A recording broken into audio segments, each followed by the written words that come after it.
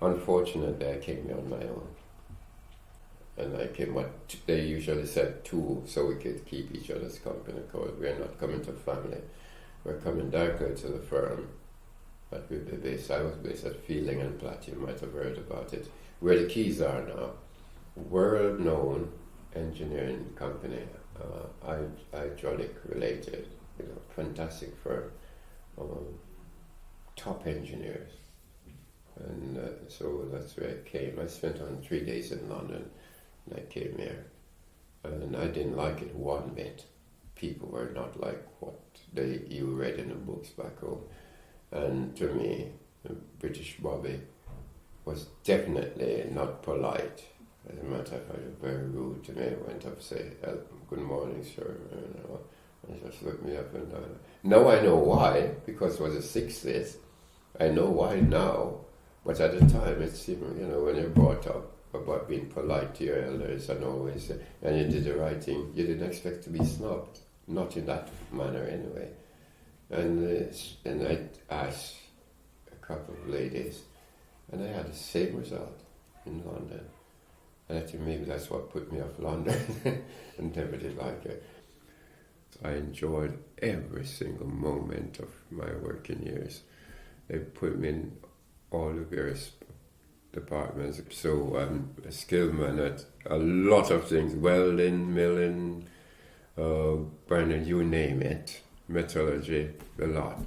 And yet, 90% of those I never used to earn a living. I used them, but never to earn a living, because they decided that 4 of us were going to be the managers of the future. And they lavished thousands of pounds on us and sent us to special training centers and heaven knows what. And so I became a designer. Anyway, became an engineer, as I said, moved to various other firms in the city. That's it. From Fielding I went on. I survived, I think, about 5 sets of redundancies, whereas all those other 3 lads that were made into these special managers, they got made redundant. I survived it, and for whatever reason the company saw it, and then it was my turn.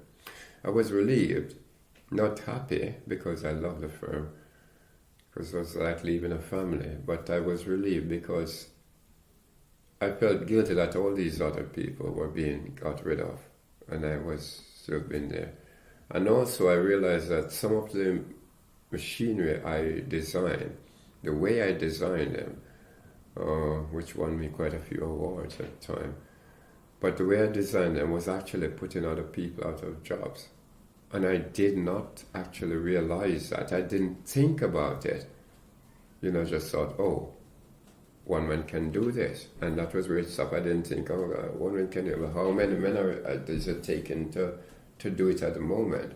And what will they be doing after I've done this thing? So that one man, what's the other, say, 5 men going to do? I wasn't thinking about that. Nothing, no matter what bad happens in my life, I don't think that is the end of the world. I just go on. So that's why what makes me annoyed is when something happens and you're talking about it.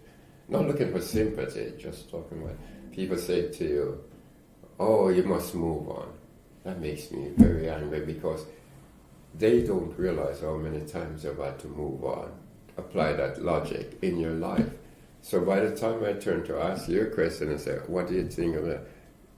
It's because I've already moved on, and I'm trying to see what's your opinion on a certain thing. But don't tell me to move on, because I'd already done that.